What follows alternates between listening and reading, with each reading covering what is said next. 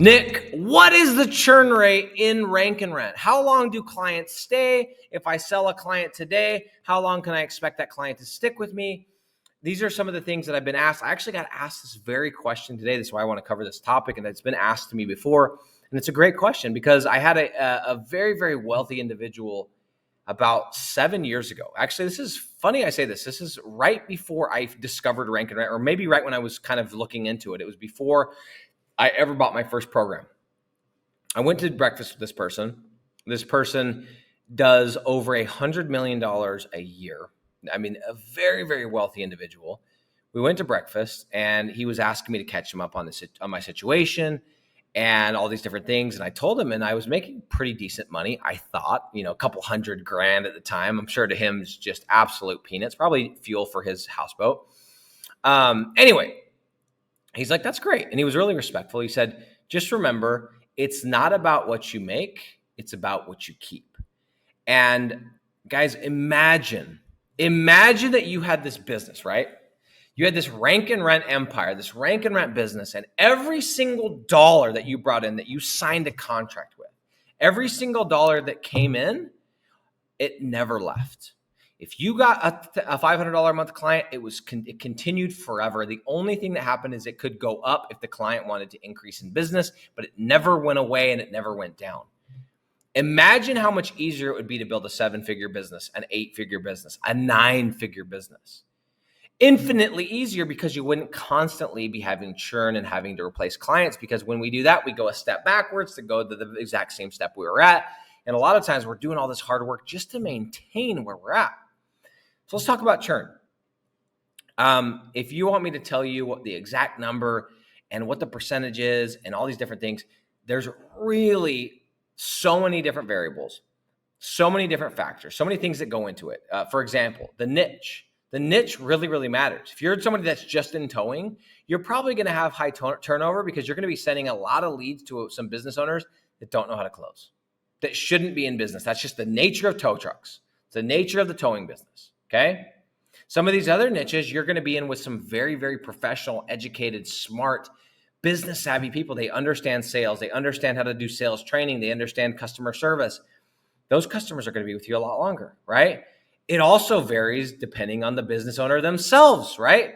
The business owner themselves, even if they're good at closing, maybe they're not interested in staying in that business forever. And you're getting into a lot of business owners that are trying to switch industries or trying to do this or there's a myriad of different factors that could go into it. There's no way of saying it's an exact number, okay?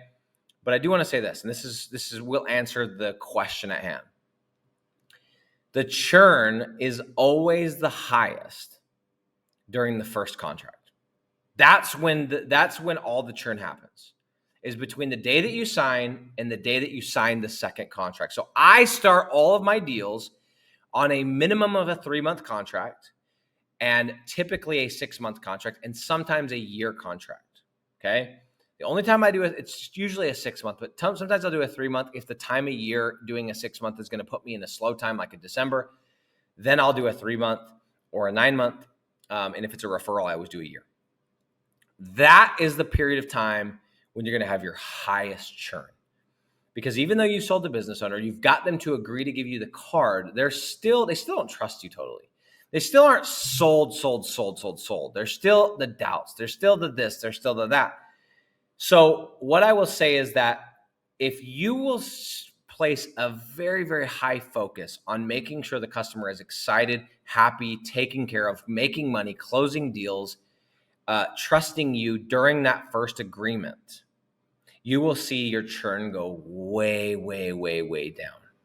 If you, on the other hand, are somebody that gets a deal, signs a contract, plugs them into the system, doesn't ever talk to them, doesn't ever communicate with them, doesn't check in on them, doesn't send them a report, you're going to have a higher chance of losing them, at least during that initial phase. So what I want to tell you guys is that whatever you have to do, treat your customers so good in the beginning, right? And I even saying that sounds bad because that almost infers and makes you think that means you treat them poorly after. That's not the case. But you really need to put a focus on them in the beginning, okay? Because once you get them to that second agreement, and I always pitch my deals, hey, we're going to do an initial agreement. We're going to get familiar with each other. I'm going to see if I like working with you. You're going to see if you like working with me. The goal is, Mr. Business Owner, that after the 3 months to the 6 months, that we do this for another year and that we do this for 10 years eventually. But that we're going to do this initial trial period. That's the game, guys. The amount, the attrition percentage or the churn percentage goes way, way, way, way, way, way, way, way down if you can get them to sign contract number 2. And that's the game. Okay. What I've learned is this, kind of to wrap up this whole conversation, is that no matter what systems you have in place for reporting, for sending leads, for checking in on them, sending automated texts, calling them, birthday cards, flowers for anniversary, clients will never stay with you long-term unless they make money. Not that they get leads, not that they get 50 leads a month and you thought they were going to get 20. Unless clients make money, they will eventually cancel. And so even though your job is to get them leads, it is something to think about, because at the end of the day, even if you get them leads far in excess of what they expect, if they do not close those leads, they will cancel. And that does become your problem. So now we start to think, okay, how can we help this business owner actually make money? That's how we get them to stay with us forever. Because if you're paying for a service that pays for itself, why on earth would you ever cancel? And if you can pay for a service that not only pays for itself, but doubles or triples your money, not only will you never cancel, but you'll tell everyone that you know about it. So guys, the churn in this business, it does happen. It is real. You will see it. You will experience it. Sometimes you're going to do everything correctly and choose the wrong business owner. Sometimes you're going to do everything correctly.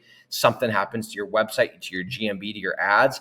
You can only do your best to build a relationship, make sure to set proper expectations, and get them to the second contract. You get them to the second contract, and everything changes.